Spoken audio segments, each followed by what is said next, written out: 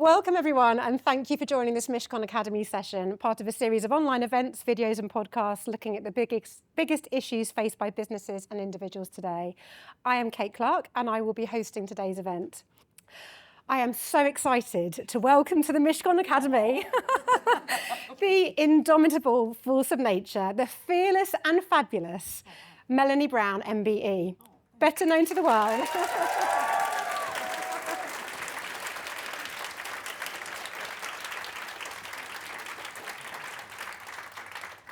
Better known to the world as Mel B, or to the many millions of us who grew up with them, Scary Spice of the iconic Spice Girls.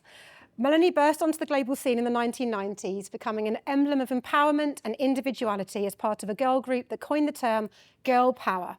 With her trademark Yorkshire humour and boundless energy, she helped to lead a movement that inspired millions of young people to embrace their uniqueness and assert their rights. Beyond the glittering facade of fame, Melanie's journey has been one of profound courage and resilience. Her critically acclaimed best-selling memoir, Brutally Honest, co-written with Louise Gannon, who also joins us today, peels back the layers of her life, revealing the struggles and pain of a working-class mixed-race girl from Leeds who rose to stardom, only to find herself in a battle for her own identity and freedom within an emotionally abusive marriage. This evening, Melanie will share with us not just the highs of her incredible career, but the raw and unfiltered challenges she faced, the lessons learned, and the strength it took to reclaim her voice and life. Her story is one of transformation, of a woman who went from girl power to girl powerless and back again, with a fierce determination to support and empower others. So, without further ado, let us give a warm, heartfelt welcome to a true survivor, a champion for the voiceless and a beloved icon, Melanie Brown. Oh, God. That is quite an introduction. I almost think, well, where is that girl? She's not here. God, that's quite an introduction. Thank you. Thank you. Well, thank you for being here. So, going back to the very start, Yeah. can you share with us what your childhood was like growing up in Leeds and how it shaped your aspirations? Well, I mean, I was from a family that was mixed. My mum was white, blonde hair, blue eyes, proper Yorkshire lady. And my dad was from Nevis, the Caribbean. He came over to England when he was 19.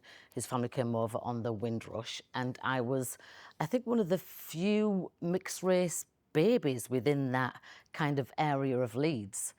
And I had a really joyous kind of upbringing.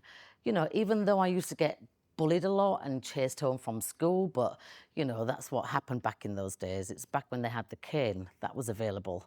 It's not so much now, ever. And, I look back at my childhood and my parents just did the best that they could.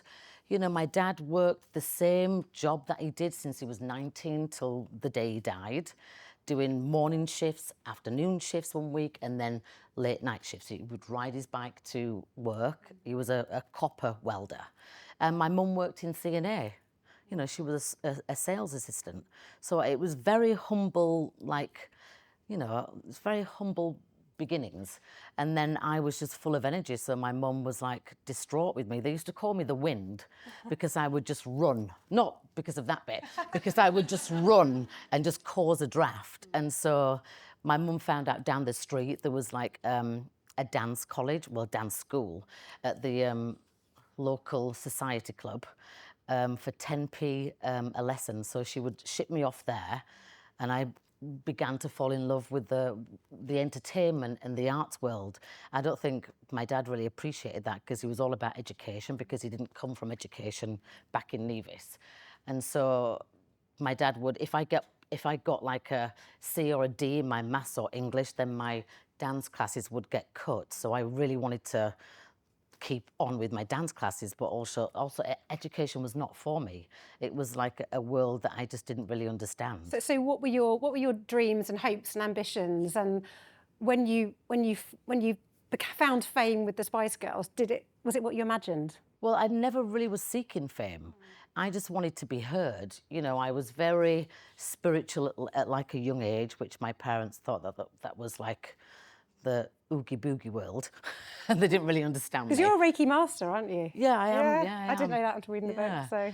And I was just always asking questions, you know, like the 5-year-old that goes, but why, but why? Well, that carried on throughout my whole entire life. And so my mum and dad really didn't have explanations for me. So I used to think very big. And, you know, when you're from Leeds, you don't go to London because that's the big, bad world. You know, I remember when I first used to go to London on the National Express bus to my auditions for 6 hours that would take. And my mum would go, keep hold of your purse because people in London, they're pickpockets and they can stab you and there's lots of dangerous things that happen in that world. And yeah, I became a Spice Girl and I travelled the whole entire world. But fame, like I said before, that wasn't part of my, like, knowledge. Not like these days you can become like an Instagram star overnight. You know, I just wanted to be heard. I knew I had a voice and I knew it wasn't like everybody else's, but it was different. And different to me was fine. I never used to braid my hair.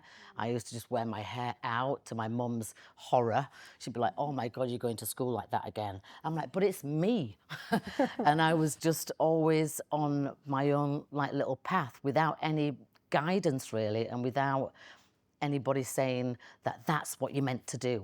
So sort of taking that little girl in Leeds and going to the dance classes, and you meet these other 4 girls and you become the Spice Girls.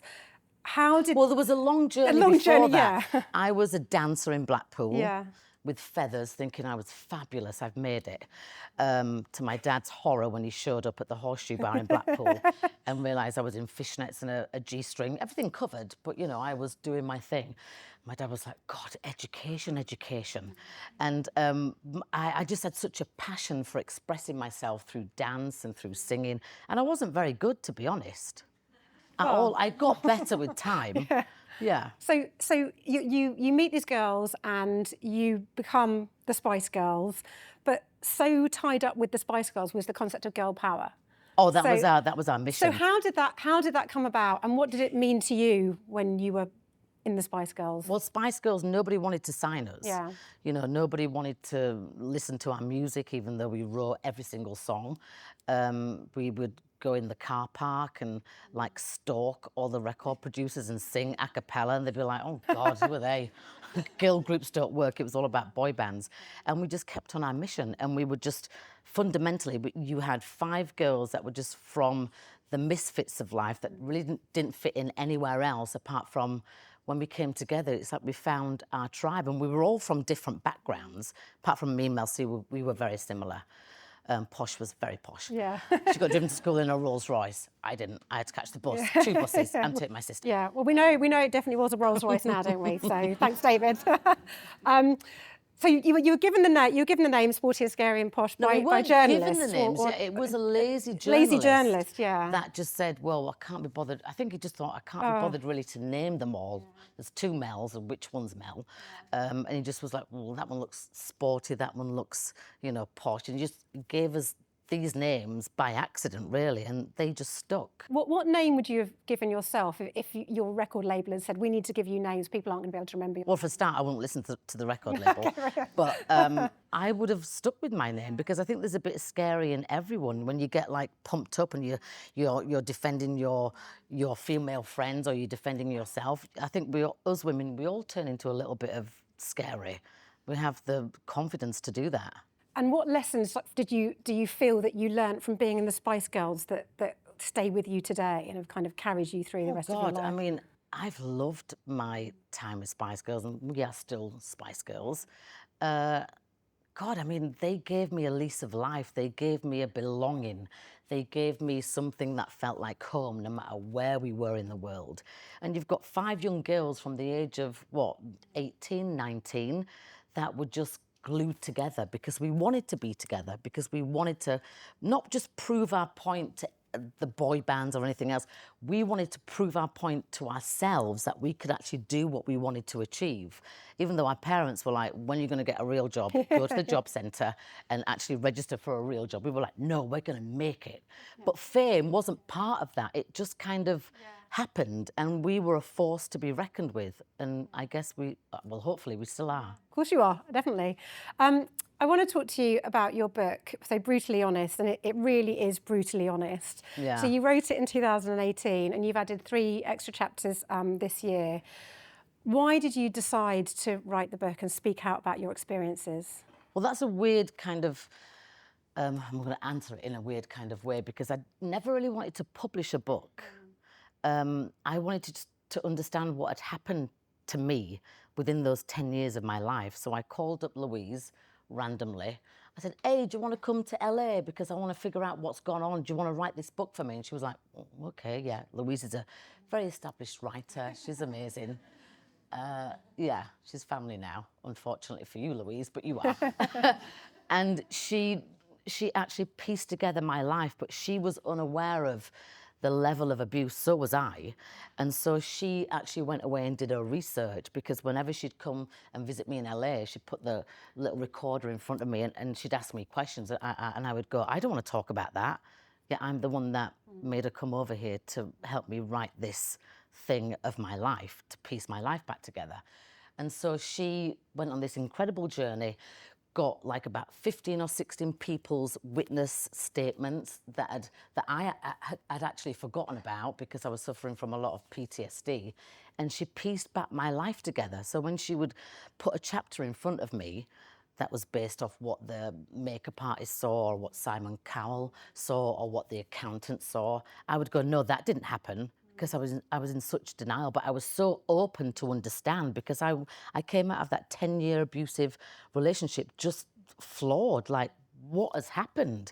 I was on the biggest show in America, which I'm about to go back to, for 7 years, America's Got Talent. I was doing X Factor. I was doing all these amazing, like, very highly public, out there shows for people to watch and see. Yet I'd lost myself. Yeah, I think one of the questions that I'm sure a lot of people have for you is how this happened, and how it happened to someone like you from the outside. You know, scary spice, mega successful, so confident, but when you met your ex-husband, you were in quite a vulnerable place, and you talk in the book Yeah. about how, like, the abuser finds you. Yeah, it's not like you wake up one day and go, Yeah, oh, you know, I I'd really like want to to- date an yeah. abuser, or I really want to marry And an abuser. when he came into your life, you had just had your daughter Angel, who's in your relationship with her father, Eddie, had broken down. Yeah. And so you were in a particularly vulnerable place in your life. I mean, I always say abusers, they find you. You don't look for them. And that's their job. You know, I'm sure we're all good at our jobs here. And that job of an abuser is their job. You know, they want to kind of find that woman, especially if they are at the top of their game, if they have lots of money, if they're feeling vulnerable, or if they have something that can benefit their life. And they don't stop abusing. They go from relationship to relationship. And this is what I always say. Abuse doesn't just happen like immediately. You know, it's like if an abuser is really good, which they are, as we know, they kind of love bomb you. You know, they appear like your knight in shining armor, and you just think, oh my God, this guy's amazing. This woman is amazing. How is this happening to me? And you just fall for it, and then the cracks start to happen. But they do it in such a way where you're not even aware of the red flags. You're not even aware of what they're doing. So before you know it, you're isolated from your friends and family. Say you booked a lunch with your mum or your friends, then that would be cancelled because your abuser wants to take you out for dinner. And so you think, oh, great. And then you forget about your friends for a split second. And then that starts to happen time and time again. So the things that you actually loved and appreciated, that were your confident people by your side, they start to slip away, and you don't really realise why. Then the abuser abuses your friends and your family, unbeknownst to you. So you become so isolated and so kind of confined to just relying on the abuser that you don't have, or you don't feel like you have a way out. Because at the back of the book, you've got the 15 warning signs of domestic abuse. Yeah. And you read those, and I think Louise showed them to you, which Yeah, were Louise from, put them in from front of Women's me. Aid. And she said, so what do you think of that? And I was like, well, you know, that's just the timeline of my marriage. And Louise said, no, this is like the red flags from Women's Aid that people go online and look at, and if they can tick one or two of them, you know, they have to realise that they're in an abusive relationship. And I was like, well, fucking hell, I tick all 15 of them. What does that make me? And that my world started to crumble, because I think when people think that when you leave that kind of abusive relationship, which, by the way, took me about 7 or 8 times to leave, they think that your world is like perfect, but you then have to learn how to function again, because you've constantly had somebody by your side telling you over time what to wear, how to act. So you are living on flight or fight mode. You're walking on eggshells, so you don't even really know what reality is. So when you get into your own reality, you have to kind of start from scratch, which is really hard to do. And what were the sort of first red flags? Because there's this, like, you described this sort of drip of control that you don't notice. And what was the point at which you started to think, no, this isn't right, and I'm not? Well, I think as a woman, you have that gut instinct, but when you've got kids involved, when you've got a career, and when you're constantly being told you're a bad mother, you're this, you're fat, you're ugly, you just think in your brain, you know, maybe over time I can make him love me. It's my fault. And then, you know, the walls just come crashing in. And it wasn't until my dad died that gave me the strength to leave, because I don't think, you know, if my dad hadn't have died in such a horrible circumstance due to cancer, would I have actually left? I don't know. Because you tried to leave 7 times, Yeah. and it's incredibly moving in the book when you talk about your dad's death and how that gave you the strength. And it almost feels like, because you made that promise to him. Well, by the way, I hadn't seen or spoken to Yeah. my family in like 9 years. Yeah, can you just tell us about sort of what happened that gave you the final strength to leave? Well, I knew that my dad was suffering from cancer. He would go into a really bad state with his cancer, then he'd recover and get treatment and then be fine. And then at this point, my sister, I was doing Broadway in New York, Chicago. My sister was calling me in between my dance thingies on stage saying Dad is in a really bad state. But I hadn't really spoken or seen my family for so long, but I knew that I had to go and see my dad. My dad is my world, he's my everything, you know. And walking into that hospital, you know, seeing my dad, how I saw him, he wasn't the man that I remembered him being like. And everybody was fanning around him and I moved into palliative care, and me and my sister were, I was staying in the room with him every single night. And I was wondering, nurses would come in and say, so, you know, usually when somebody's at this point in their life, they're obviously going to pass. There's nothing else that we can do for him. You know, just be mindful of when you go and get a coffee or you go to the restroom, that they're probably just going to die when you're not there, because they don't want to put you through that. So me and my sister would wait outside the room and go, right, Dad, you can die now. And we'd go in the room and go, oh God, he's still alive. He's still alive. So we got him a haircut, we bought him new shirts, and he still wasn't passing. It's like he was just holding on. And then in the back of my mind, I've got my abusive marriage. You know, the abuser still saying to me, when are you home? Da, da, da. Like tracking my every movement and hacking my phone and this, that, and the other. And I was like, no, I'm just here with my family, because that's the worst thing for an abuser, to have you go and visit your family that you haven't seen for God knows how long. And then I remember I just leant over my dad's face when he was lying down in bed, and I just said, look, if it helps you pass on, you know, you just know that if you leave now, it's fine, and I promise you I'll go and divorce that abuser. And I'd already flown I call her Black Grandma, because that's a Black Grandma and White Grandma. Black Grandma flew over from Nevis. She was there. There was a whole room full of the family, and my mum too, even though my mum and dad were divorced. And he just looked at me and took his last breath. And I was like, oh. And I'm in a room full of family and nobody else noticed that. And so I was like, damn, now I've got to promise my dad I've got to go and do that.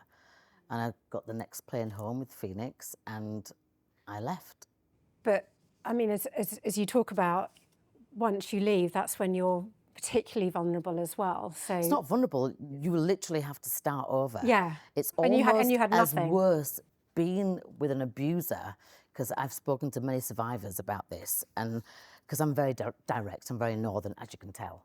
When you leave that kind of relationship, you're so like used to being told what to do and told how to act and told what to wear, and like I said, that happens over time, that you're at a loss. You literally wake up. I mean, it would take me hours to decide what to wear. My mum, because I lived with my mum in 2019, because that's the only place that I felt safe. And obviously, I'd been financially abused. And my mum would go, why is it taking you so long to get ready? And I'm like, because I can't decide what to wear, because I'd usually been told what to wear.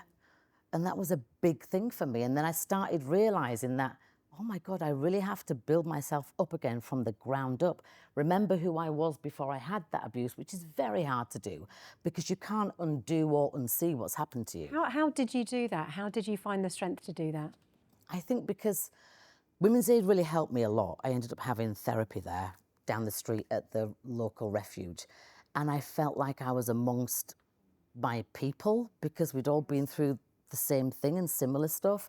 So there was no judgment. There was no, well, my abuse is like this, or my, it was just, we just had like, we all us survivors, we have an understanding and a respect and sympathy and empathy. And I think if it wasn't for meeting those kind of army of women, I wouldn't be sitting here still talking about it because I know my voice helps all of them. So even if I'm having a shitty day, I know if I don't speak, then what's going to happen to them? And do you think, I mean, I think the 15 signs of domestic abuse is such a sort of simple thing, but so important for people who don't realise that's what's happening to them. But do you think there's anything that anyone could have done, or any intervention, or? No, because I didn't realise that there were helplines. I didn't realise there were places that you could go and find refuge. When you're in that world, you think, I'm the only one. It's happening to me. I'm so embarrassed. I'm so ashamed. I'm so guilty. Who's going to believe me? And do I really want to admit that to anybody? Because if I admit it to anybody else, I'm going to have to admit it to myself. And that's a roller coaster, and that's where the trauma actually kicks in, because then you have to realise what you've lived and what your kids have seen, and how did you even get there? Yeah, and I know you obviously you've been awarded an MBE. You are so vocal and. Can we just say that a bit like louder and slower? MBE by the Queen. Yeah. You're working with Women's Aid. You're working with the police. Which, by the way, was a total accident, but Louise is very kind of witchy-woo. She put it in the book, and she quoted something along the lines of, charities like Women's Aid that are mainly from volunteers, and then I ended up being patron. So you kind of called it before I even. She manifested it. But take credit, you put it in the book. Yeah, you put it in the book. And I mean, me and Louise have had quite an interesting relationship. Like I said before, she's happily married, great kids, great husband. And she had no idea what abuse even looked like, what it sounded like. But she saw that my walls would go up. And I've known Louise for years. And she couldn't really understand why I'd invited her over, not to write the book, but to piece my life back together. But why, whenever she put the tape recorder down, I would completely freeze. And I would go, I'm not here for your entertainment. I'd turn into proper Scary Spice then. And she was like, what is going on? And then you found by just being with me, going in the car to different meetings and stuff, just being in my world. And then when it came to publishing it, we couldn't find anybody that was willing to publish it, because back in 2017, 2018, it's like, oh God, we don't talk about that. You're a Spice Girl, let's talk about Spice Girl stuff, It's like we don't want to talk about that dirty, taboo, dirty secret. But has that changed since you've sort of put the new chapters in? Have you noticed a change since 2017? When I first brought it out and finally got somebody to publish it, they only ordered a couple of hundred books or so. And then I thought it was going to literally end my career. And if it wasn't for Louise and my mum and my daughter, who also wrote their own chapter in the book, if it wasn't for them saying, you know, Melanie, think about how many other people you can help. But you have to understand, I just thought it was happening to me because I didn't know anybody else that had gone through that. And basically, how many people are in this room right now? Say 100 or 150 or so. So there's going to be at least a third, or if not more, that have witnessed abuse on some level, or that know somebody that's been through it. And so we're living in a generation, we're living in a world where those statistics are not going down, they're going up. Yeah. Which is really, really, really sad. And if we don't speak up about it and do something about it, then why are we all living in this world and trying to make ourselves feel better and our kids feel better? We have to make a difference. We have to make a change. And that's why your main motivation for speaking so clearly and powerfully and honestly about it. Today, You're definitely speaking clearly hopefully today. You get my point. I mean, in this room there are lawyers and non-lawyers and therapists and judges and family lawyers. Really? Let's talk about judges, shall we? I've been in and out of court for the last 7 years.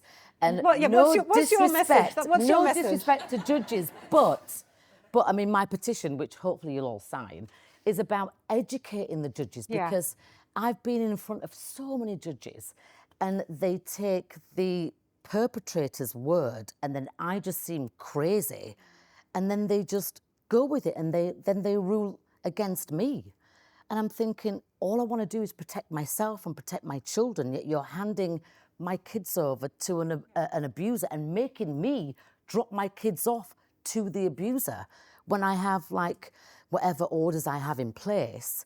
Like, where's the sympathy? Where's the empathy? I mean, we all have a job to do, but judges need to do it better. And you can't just actually say to yourselves, which you have said, judges, we'll just do our own research. We'll do our own training on courses. So this is what your petition's about. What course are you going to do if it's not verified by people that have been through it, that are actually going through it right now? So raise your hand, judges, because I would like to see, actually. No, I'm just curious. I'm not going to go, like, apeshit on you, but I just want to see. Probably. Any judges? There are some. I mean, I judge all day long, but I'm not a judge. Any judges? Oh, you're a judge, and you're a female. Good. Anybody else? There's only one. Back her up, brothers and sisters, please. Anyone else dare to raise their hands? They were obviously not brave enough to come. So we have one judge in the room. And I'm guessing your job is really, really hard because you have to listen to both sides and there's so much paperwork. I had a judge that divorced me and my ex-partner, and I actually dropped my domestic violence charge because I believed my ex-partner that he was just going to give me a quick divorce and I would have full custody of them. Should never have done that. But to go through, a whole trial of domestic violence, and this is why I'm so proud to be a UK citizen, not American citizen, but UK citizen, because there's no, what's the word? There's no... Statute of limitations. Yes, so I can report a crime 5 or 10 years on, where in America you have like 3 or 5 years to kind of get it like filed. Yeah. But you know what? Maybe it's going to take me 10 or 15 years to actually admit to myself what I've been through. Did you find writing the book with Louise, did you find that cathartic? Has that helped you to feel that you're helping others and speaking out? And has it made a difference to you? Okay, so I found it cathartic, yes. Yeah. But I still can't read that book more than 2 chapters at a time. Like, I couldn't do the voice audio for it because I wouldn't have given it enough, like, passion. I would still have been hiding behind or still be in denial. But I know that book is there for life. And I know my kids are going to read it. I know that other women are going to read it that have been in this kind of situation. And I know, thank God, that I've helped a lot of people, and it hasn't ended my career. It's actually benefited my career, but that was a risk that I took. Because you didn't know that when you were... No, I was like, this is going to end my career. And do you know what? I'd rather just go out on a bang with honesty, brutally honestly, rather than just trying to still hide behind what I've been through, because it can't have just happened to me. And then when I realised there's a whole epidemic of this, and that's why I'm so like thankful that I can speak like this, but I can speak to big companies like Netflix and Apple and YouTube, because I can enforce in their work environment, I can put HR on alert where they can spot the signs of domestic violence, because at work, that for me was my safe place. You know, I'd go on America's Got Talent with Simon Cowell, throwing water on him for 10 hours a day, and then I would be terrified to go home. So my work was my safe place. And for a lot of women, we are the breadwinners because we make the world go round. You know, that's our comfort space. And, you know, abuse can happen to anybody. It's not just a person from a council estate, even though I am from a council estate, but I now live in a mansion, thankfully. I've got my own money. But it can happen to anyone. There's no race, there's no age, there's no social, like, divide. It can happen to anyone. When an abuser wants to get you, they will get you no matter what.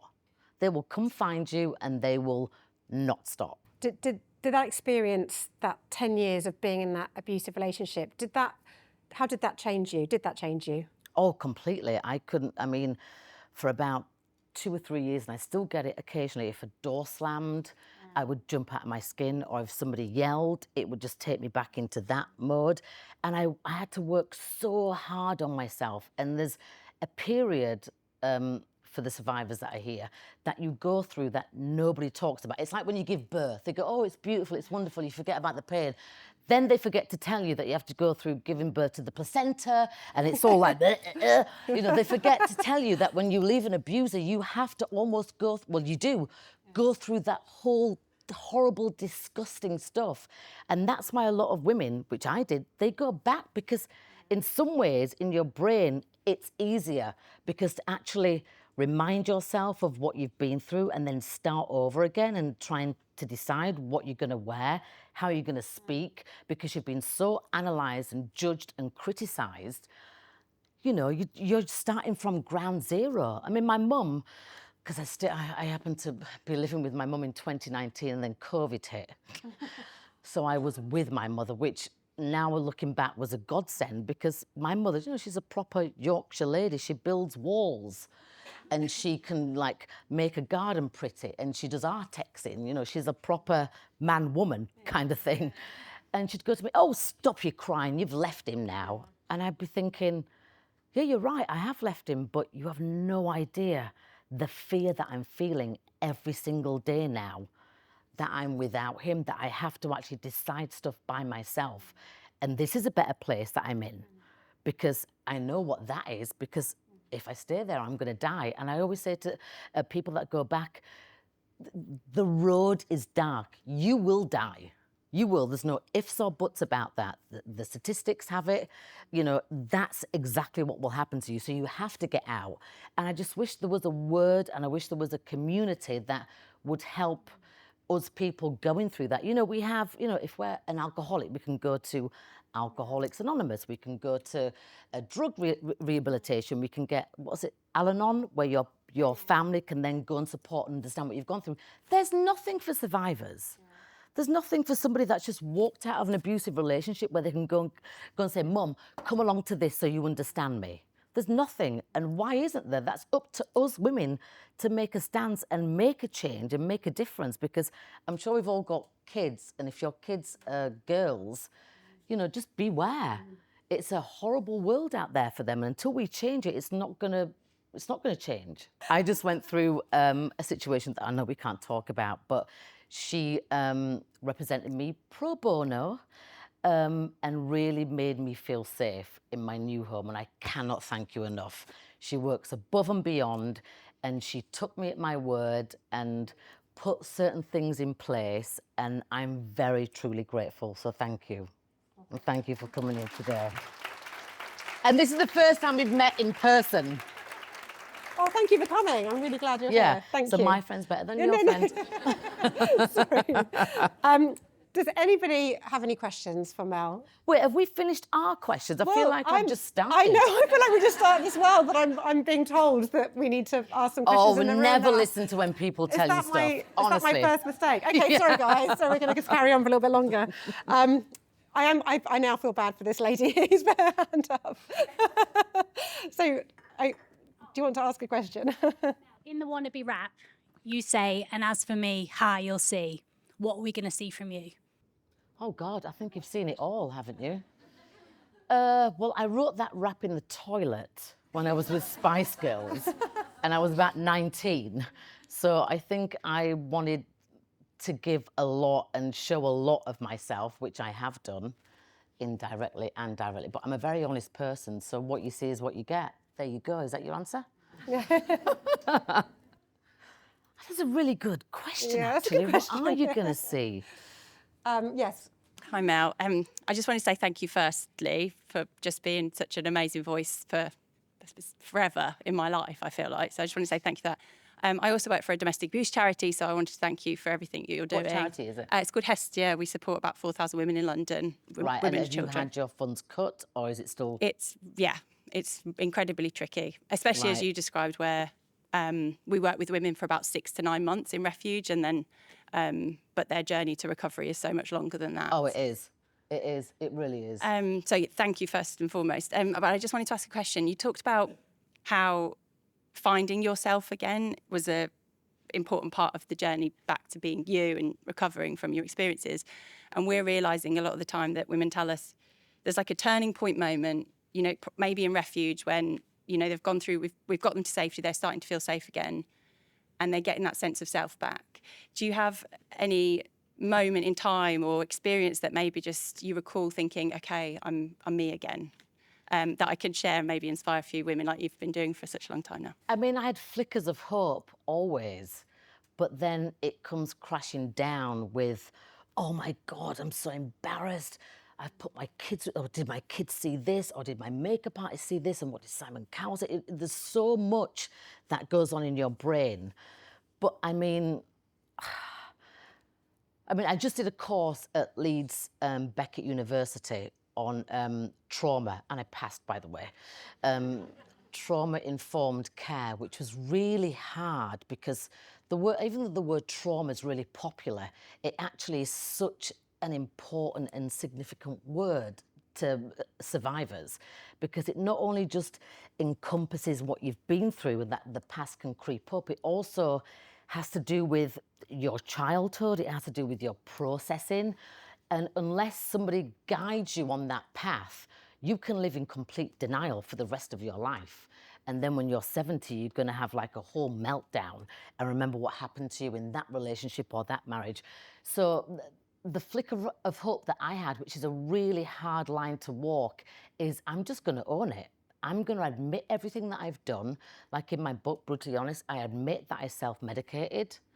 I admit that I wasn't that much of a good parent, but I was in my eyes because I was protecting my kids. Like I'd make sure that that abuse would happen in that room with the door closed.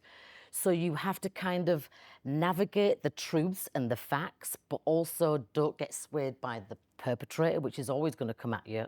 Until they're stopped, they will never stop. And you have to have a sense of self-worth. Like you're not just put here, like if you've survived it, like if you've not been killed by your partner, that's the number one thing. So you're not, I don't believe in luck, you are fortunate, and you've managed to navigate yourself out of that. So that is the flicker of hope that you should always hold on to. And then you can meet other survivors in your community. I mean, I meet survivors from when they've just first left, when they've left for like 10, 20 years, and everybody's at their own stage of recovery. And what I always say to any survivor is, you can't undo it. That is always going to be there. That's part of you now. You can't just erase a scar. You know what I mean? So you have to learn to live with it. I will live with my abuse side by side for the rest of my life.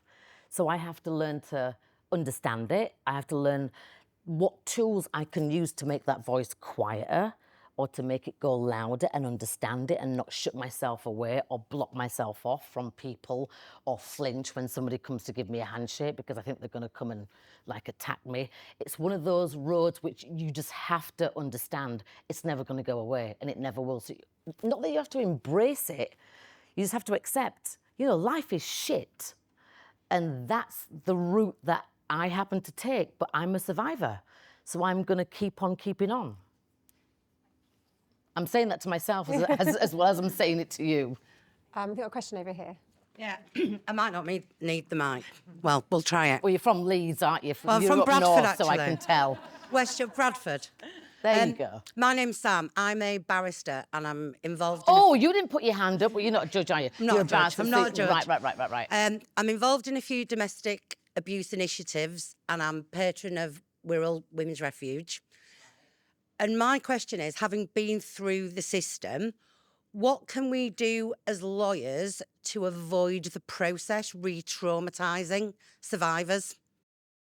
That's a really interesting question. Yeah, but Big question. Because I just passed, you know, the TIC, trauma-informed care. So it's about having that sense of empathy and having that, just going that extra mile to be able to say to your client, okay, do you feel comfortable? And knowing the signs of when somebody twitches a little bit like that or just goes like that, that's a sign that they're not comfortable, that you need to maybe address them in a different way because you are re-traumatising, but as a survivor, you know you have to get that story out 50,000 times, so whether it be your GP, your lawyer, your lawyer's assistant, then the judge, then barrister, and all that kind of stuff. So it's just about, it's really about understanding that this kind of epidemic and this flurry that we're experiencing, which we have experienced for many, many decades, but now it's up at the forefront, we have to just kind of understand and find a way, and each survivor is different.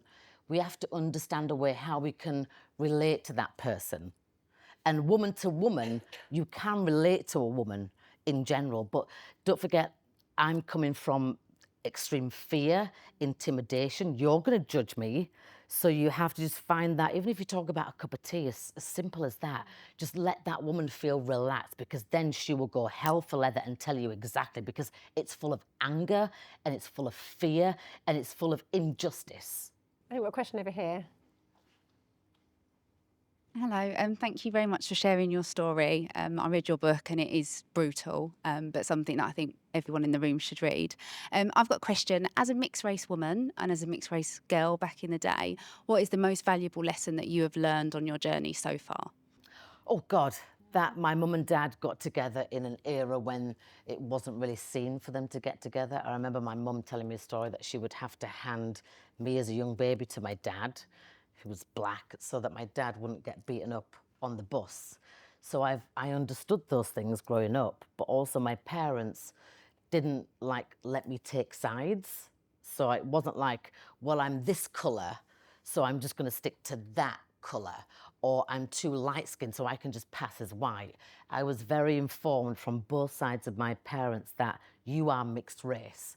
And it used to really piss me off that there was nothing on, you know, when you land in a different country, there was nothing that you could put that would say mixed race. Now there's a whole frigging plethora of stuff, which is confusing to me. But it was either black or white. And I'm mixed race. I will always be mixed race because I come from black and white, and I would never deny either side of my heritage, my culture, my everything. You know what I mean? I mean, my mum is blonde hair, blue eyes, and people would go, so that's your mum? And I would go, yeah, because my mum married a black guy, and then because my mum's one of 7, so then when I would go camping to Wales, I would have to explain the reason why I'm her cousin is because my mum was the only one that married a black guy. That's why I'm the colour I am, but she's my cousin. And even though I really want to look like her, I am what I am. But what was your question again? Now I've forgotten. It was the most valuable lesson you've learned. Just to be who you are. I think parents and school teachers have such an influence on the children of today. They always have done. And, you know, I mean, in schools now we celebrate Ramadan, we celebrate fasting, but you also have to celebrate that whose phone is that? The fact that, you know, you have a black mother or father and a black mother or father, and you have to be able to embody that and be proud of that. Because I had so many friends growing up that would just say, that would just say, well, I'm black or I'm white. And I would go, but your mum's Scottish. How can you deny that? Because we want to just fit in school, and I never fit in. And I was fine with that.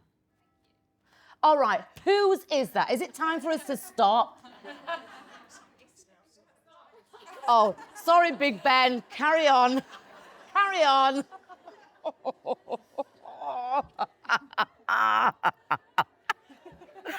That's hilarious, Louise.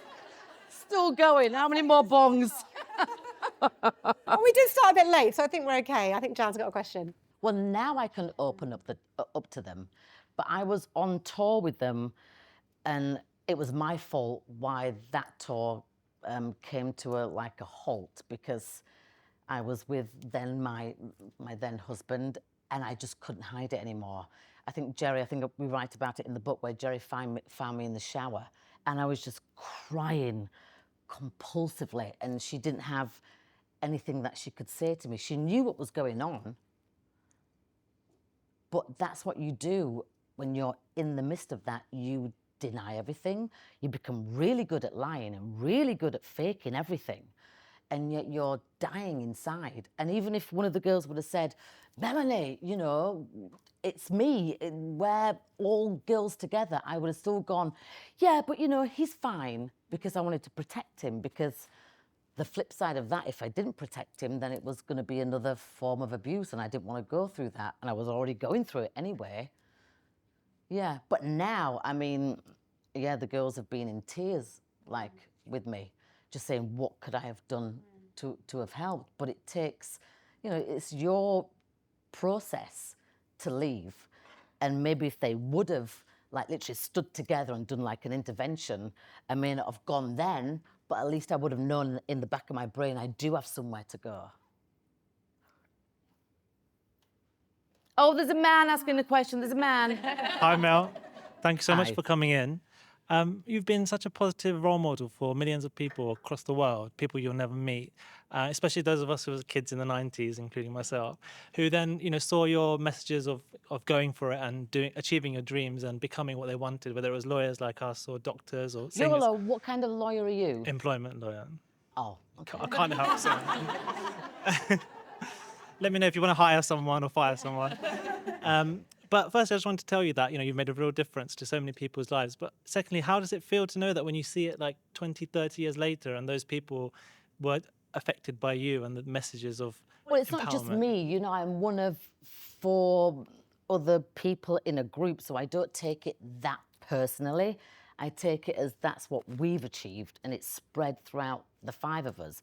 Even though all 5 of us are kind of very different, you know, it was a thing, and still a thing, hopefully, that we enjoyed together, and we were doing it together. I couldn't have done that by myself, you know, so I'm very, like, grateful that I got to go on that journey, and I'm, like, 1 in 5 people that can call themselves a Spice Girl. But you hear stories from everyone, presumably, about the changes you made and the impact you had. Yeah, but I don't do that for me. I do that because there's a need and there's an immediate change that needs to happen. And I've been through it, so I can talk from my own experience, and I can talk from a level of frustration when it comes to judges and the justice system and how abusers constantly get away with it.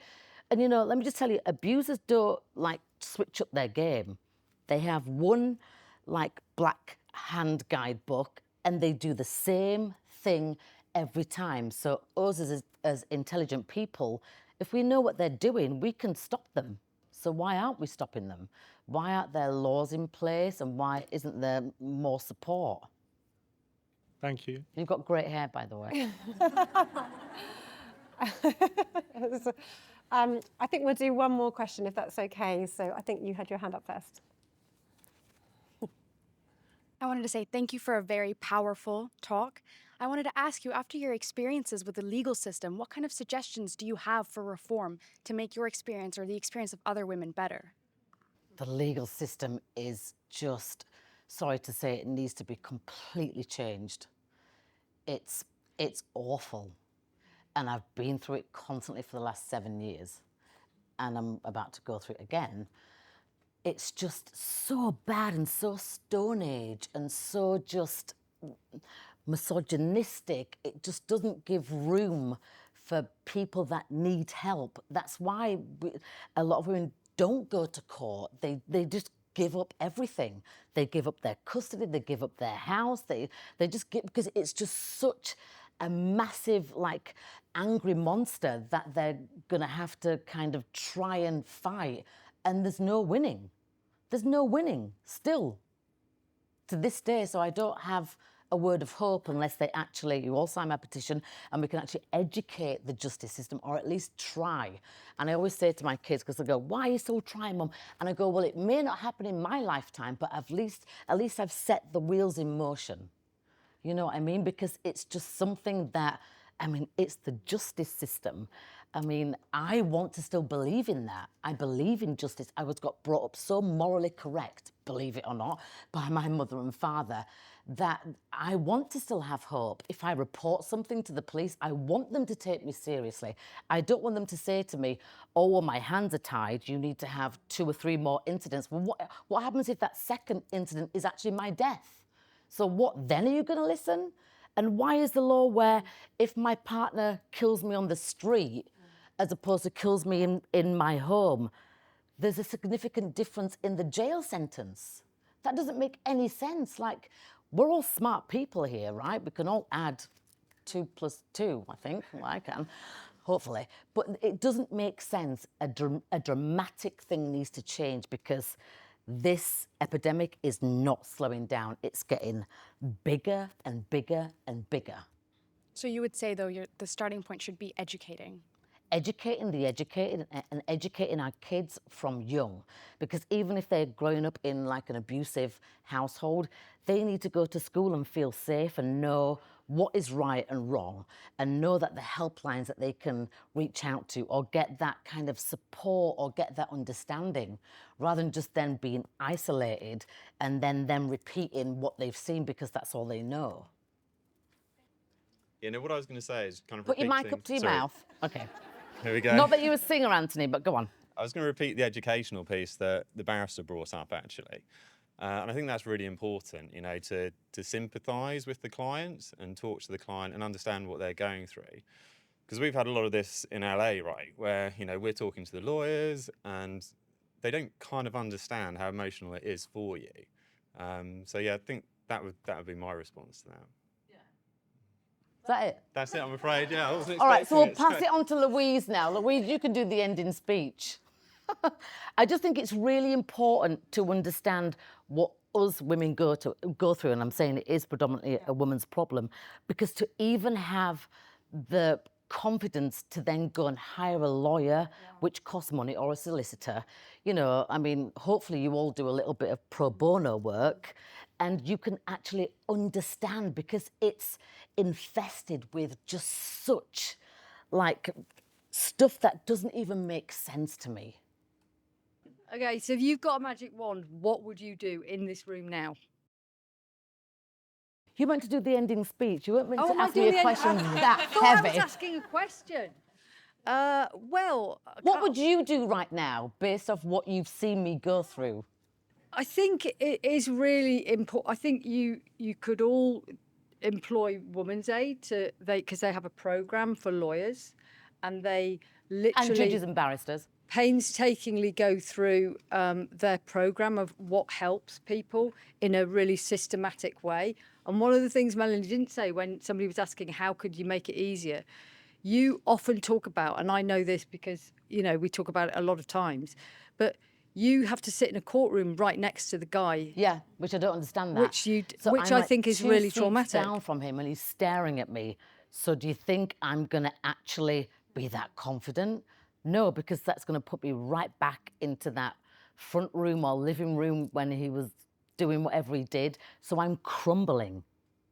And then even when a woman has to sit behind a screen, you feel like a victim. You feel like a victim, or like an outsider or a criminal. And I also want to say that way back in 2017, when we were writing the book, I was standing in a kitchen, probably clearing up Tupperware with her or whatever, and Melanie looks One at of my me. many OCD problems. First of all, I'd gone through the pain of explaining that there was a coercive abuse sort of storyline in The Archers, and Melanie's like, "What's The Archers?" And I'm like, "It's a really big British radio show about farmers." And she's like, "Farmers? What are you on about?" Then I was saying to her, you know, she said, I want to be standing up in the Houses of Parliament. I want to be sort of speaking to people like And I want to lawyers go like to you. university. I want to do all these things. And the book has to do that for me. And I'm sort of thinking, oh, God, I don't know. Nobody's even wanting to publish at the moment, Melanie, but let's see. And that's happened. You've spoken in the Houses of Parliament. You've spoken to Keir Starmer. You've put questions to Rishi Sunak. You continue doing it. I don't think any of us, another person that I was saying, you're going to be the Boadicea of domestic violence. And you're like, who's she? And I'm like, and which is true, but you are. And I think that's one thing you've done that you can never underestimate. In 2017, people didn't want to publish the book because so many people said, you can't write about domestic abuse until you've gone through it and you've got over it and you're at the other side. And one of the things when Melanie was saying, you know, the introduction to a lady called Teresa Parker at Woman's Age, she just looked at me and she said, well, that's ridiculous. Nobody gets over it. Nobody gets over it. And there will be people in the room who've been affected by it themselves or their families or a friend or somebody, and they don't get through it. And, you know, I've been with Melanie on a very big journey of ups and downs. But one thing that you've been consistent about, you do talk about it. It's hard. You were super stressed out before you came here. You always think it's always going to be awful and you're going to fail. And you never do. And what you've done has changed things for so many people, which I think everybody here really appreciates, which is why the room is so bloody full and hot. So well done. Oh, thank you. Thank you. Thank you.